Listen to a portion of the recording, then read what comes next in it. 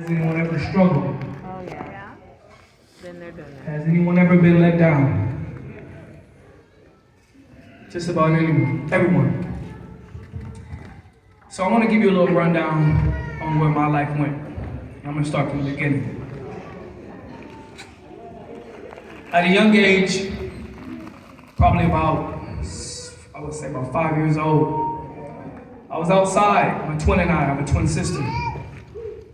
And we were playing in the yard. I was in a car. It was a sunny day, nice breeze. And the next minute I know, a bunch of cop cars swarmed my mom's apartment. They took my mom and they put her in a paddy wagon. They put my twin and I in the back of a police car. I got out of the police car. There was a flower on the floor. I picked it up. They opened the paddy wagon and I gave her a flower, and that was the last time I seen her. From that point on, my twin and I went into foster care. The first foster care home, they made me stand there and they beat me with a metal belt. The second foster home, they made my twin and I fight. Third foster home, I had to fight just to protect my sister and I. I ran away from home a lot. I was sad. Here I am, 5 years old, 6 years old. Most kids are out enjoying their family. Most kids are enjoying their birthdays and holidays. But my twin and I was too busy trying to survive. We didn't know what love felt. From that point on, I remember I prayed. I said, God, please get me out of here. Because I knew if I would have stayed in that situation, I'd have probably been in jail and dead. About 2 weeks later, a miracle come and take my twin and I away. We ended up getting adopted at 8 years old. Great folks. And I love my parents. From that point on, when I was 8 years old, my parents moved us to the suburbs. And I went to a school that was predominantly all white. Also found out then, I couldn't read, I couldn't write, and I struggled in school. Fear of mine was reading, scared to read in class. And from that point on, I had a goal to be able to get out of, I was in special education, to get out when I was able to be a freshman in high school. I worked my butt off. The fear of reading scared me. You sit in class and they pick people and I wasn't the greatest. And one time they picked me and I missed a word and I cried. So instead of bottling up and not going forward and pressing, I decided to be active and be better. And I set a goal. And not only during that time that I had a struggle, I found out I had a gift at 8 years old as well, and that's running fast.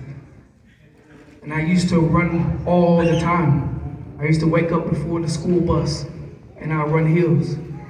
When the weather was cold and wet, and I'm from Ohio, and it was snowy, I used to run hills all the time. With that gift, it allowed me to be free. I was able to adapt a lot of my insecurities, and I found an antidote, which was my gift, and I dedicated my life to being able to get everything out of me. Now, as I got to high school, I tested out, which was my goal. Got into high school, 3.2, 3.3 GPA. Setting records. I have like 8, 10 records in my high school track and field. But I was different. I didn't hang out with the wrong crowd. I knew what I wanted in life. So what I did was, there was a lot of people, NFL people, who had special gifts, right? And they made mistakes. So what I did was, I told myself, I cut those clippings out of my wall and I posted it. I cut the clippings out and I posted it on my wall, and I said, I'll never make this mistake. I'll never let my gift go to waste. Because one mistake could cost me. So I became proactive. I didn't drink in high school. I didn't drink in college. I didn't smoke. I didn't hang out with the wrong people. I didn't conform to what everybody else was doing. Why? Because I had a gift. And with that gift, you have to protect yourself. With that gift, you realize you can't do what everybody else is doing because you're headed to a different journey. So what I did was, I almost isolated myself. I had to protect myself because I knew at the same time that I was a black man at a white school, and one mistake could cost me everything. I'd be all over the newspapers, I'd be this and that and that, and I couldn't afford to do that. So what I did was I continued to work hard. You know, you can ask anybody in my hometown who I am, and they remember me as my hard work. I'll be up 3 o'clock in the morning studying film over and over again, how to get faster. I learned how to rely on myself. I learned how to be everything for me. Because at a young age, I realized that when you need people the most, sometimes they're not there. So what I took that was I'm gonna be everything for me. I'm gonna find a way. I loved who I was. I loved me. I loved me. I didn't find that in other people. I didn't find that antidote of when somebody needed to pick me up or I needed people to be there. I did that for me. I was everything for me. That dedication, that the things that I instilled, the values, the consistency, I poured that into myself because I knew that at the end of the day, nobody's gonna care about my dream but me. Nobody's gonna love me as hard as me. And so I got to college, got a football and track scholarship. Freshman year, setting records, football, track. Sophomore year, NFL scouts coming, they're looking at me. I ran a 4.2 in high school. I ran a 4.1 in college. Fast. Now here I am in college, you know, wanted to get my degree. I flunked out. I'm back home working for my parents. My parents own 3 child care centers, a restaurant, and a bar.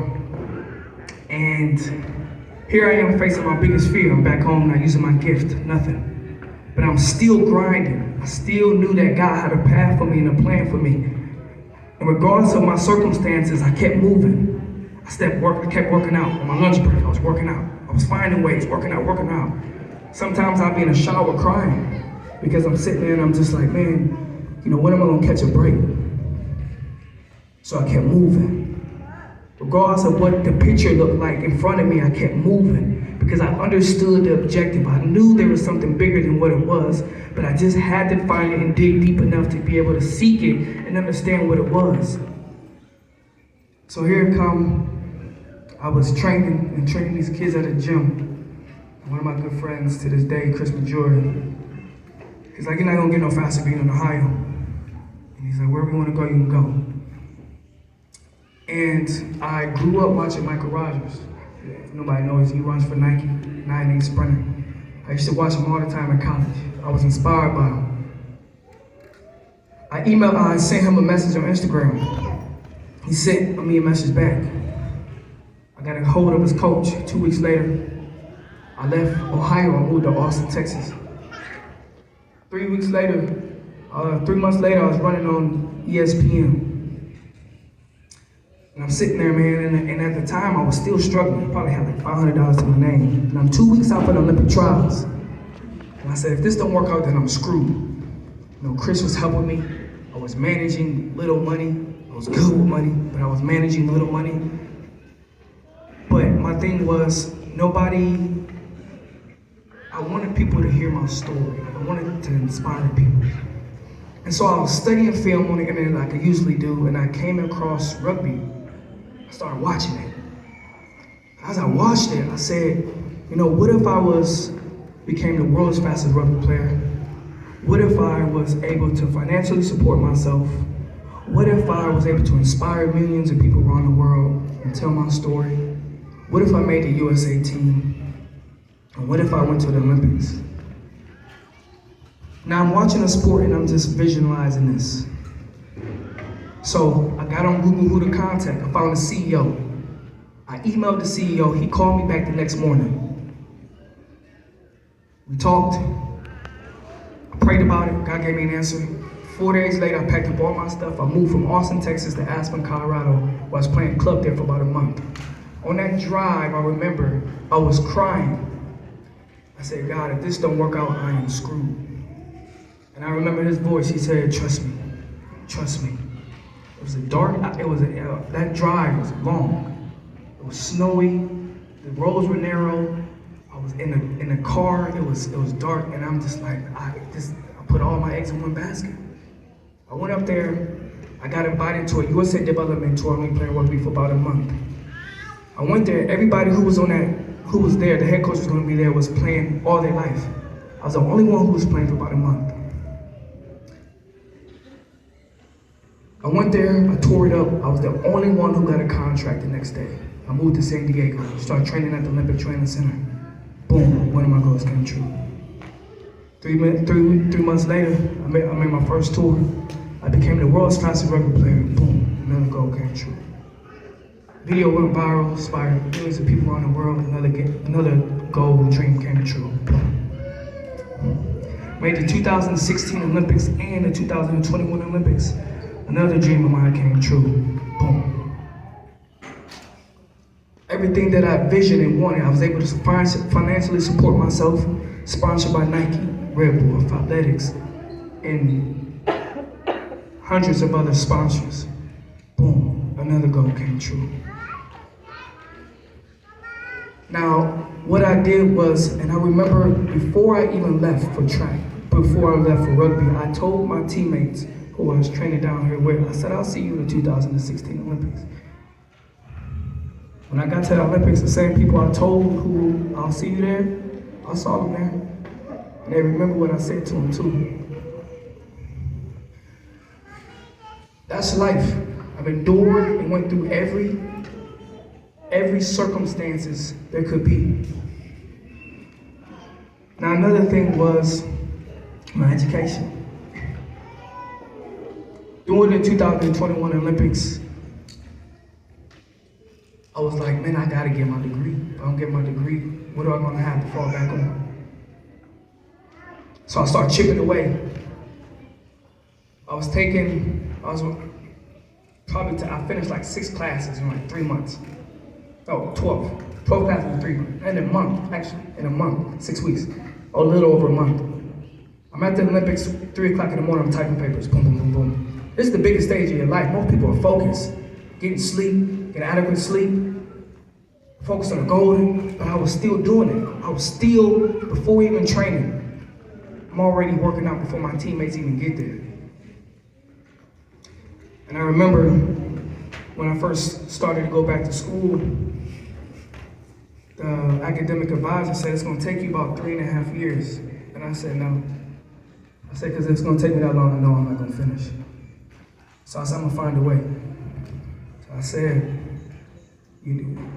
what are my options? Because I gotta finish this, I need this now. So you could do it in 2 years. And I said, no, I can't do that. So I chipped away. I finished my degree, got my bachelor's in business communications in 9 months. I finished with a 3.97. Woohoo!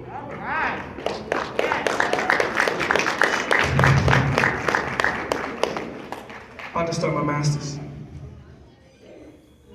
Now the thing was with me was, I kept my eye on the objective regardless of the emotional regardless of where my emotion was leading me. Because when you keep your eye on the objective, you'll never steer away regardless of how your emotions make you feel at that present time. Because your emotions fickle, they're not credible. Most people rely on emotion. They go here, have them there, life takes them there, and they're all over the place. But my thing was, regardless of what my circumstances were, when that sun decides to shine and come out, I was gonna be right where I need to be. Not left, not right, not sitting too long. I was gonna be right where I needed to be. Life is all about perspective. And that's what I did the most. I changed how I saw my circumstances. I changed how I dealt with stuff. I changed how I saw things on a regular. which then changed how I walked, how I talked, how I saw. You can change anything to make it your own. The cards I was dealt with at the beginning wasn't fair, but I was gonna make them my own. I was gonna make them fair, and that's life. So whatever whatever path that you go on, the key is 1, faith. 2, loving who you are and not letting other people's voice become yours. Because when you let other people's voice become yours, that little voice that's gonna eat you up inside is gonna take you all over the place. And sometimes you sit down and you realize that that voice was never mine. That little voice that doubts you, the voice that's making you worry. But me, one thing about me, you can never tell me nothing different, because I know where I am, where I'm headed, and I know who I am, and I love me. I spent a lot of time by myself, and the biggest thing I ever did was love me, because I didn't find that in other people. I was able to pick myself up, I was able to drive myself. I did it for me, and it paid out at the end. That's my story.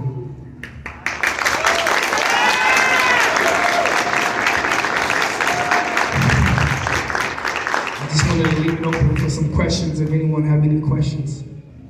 I have a question. How was your schedule like when you were doing your masters and were at the Olympics? So I was getting my bachelor. My schedule was hectic because when we're at the training center, we train from 7:45 to about 3 to 4:30 in the evening. So I wake up about 4:30, and I'm doing my schoolwork. I have breaks, so I'm at the training center all day. I have breaks in between, and I'm doing my schoolwork. Then I go home, and then I do my schoolwork. So I was really, I managed my time really well. And that's most things, people don't manage their time. They spend their time doing one thing and fail to realize that, in life, you got family, you got friends, you got da-da-da. You can't do things when it's convenient, and most people want to do stuff when it's convenient. No, you prioritize and you say, I'm gonna spend this amount of time doing this, I'm gonna spend this amount of time doing that, and da-da-da. Nobody's ever too busy for anybody or anything. But is it a priority? That's when it comes to at the end of the day. So I prioritize my life and manage my time well. I have 2 questions. The first one is, how is your twin?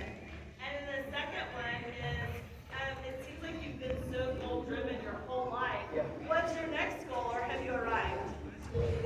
So, my twin is fine. She's good. She's happy. She's back in Ohio, working for my mom. And my next goal is to finish my master's, of course, if I want to do that. I'm kind of but that's my goal. And I think at the same time, I'm thinking about doing the 3rd Olympics, but I don't know. I think right now I've dedicated my life on this other side, because probably about last year I was in Spain, and I decided, okay, what I'm gonna do after sport, right? And there was a lot of uncertainty on this other end, and I didn't know. I've been playing sport professionally for 10 years, and I said, I have no idea. So I was like, I'm gonna get my degree, and then I can have options, because I never want nobody to limit me. Oh, yeah, you've done all these great things, but you don't have a degree. So I wasn't gonna let nobody stop me. I'm gonna move how I wanna move. So I started thinking like that. So I said, okay, I got my degree, boom. So then I was like, okay, what else am I gonna do? I enjoy conversation, I love deep conversation, I love connecting with people. And so then, right now I work for CASA. I'm a child advocacy specialist. And I think for me, just on this other side, developing professionally. I also coach at Concordia, so I'm a sprint coach as well, just started. So I'm just putting my foot in any door that I can and growing myself as a man and professionally, so I can be the best that I can be. So wherever life takes me, I'm going with it. So. Any other questions? I know you mentioned tough times that you've been through, but Yeah. Did you ever reach your goals and then just kind of reach a point where you were like, I can't do this anymore, and get in a rut? And how did you get yourself out of that? If you ever felt that you've gotten some sort of rut where you weren't ready to go forward? So one thing is, when sometimes, people, you fixate on this goal and this dream and then you get it and it's just, sometimes it's just like, it's not what you thought it was. Or you obtain it and then it's just like, oh, well then what? And sometimes when you look at it like that, you'll fall victim to your own self.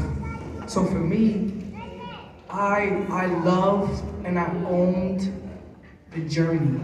My whole life was basically owning the journey. The outcome is going to be the outcome. You have never changed that. But as long as I was satisfied with the journey, I was okay with the outcome.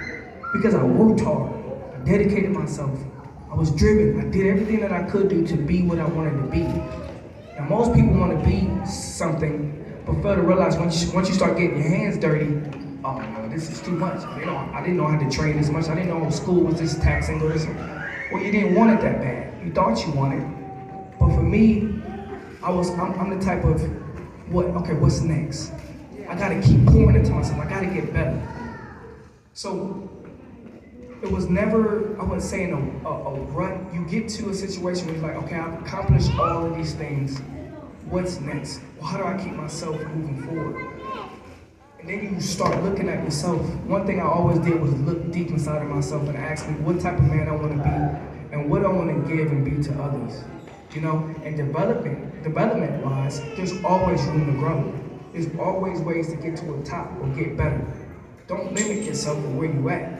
So if you want to be higher in a position of where you want to go, or you want to change jobs, or you want something that's better, or somebody that's going to value you, do it. Find a way. Sometimes you got to do things that you don't want to do, but you learn from every situation, every job, even a job that you want to be at for a long time. You learn from it. You take something from it, and then you keep pouring. So it's all about perspective. You change how you see it, and you'll change the rest of your life.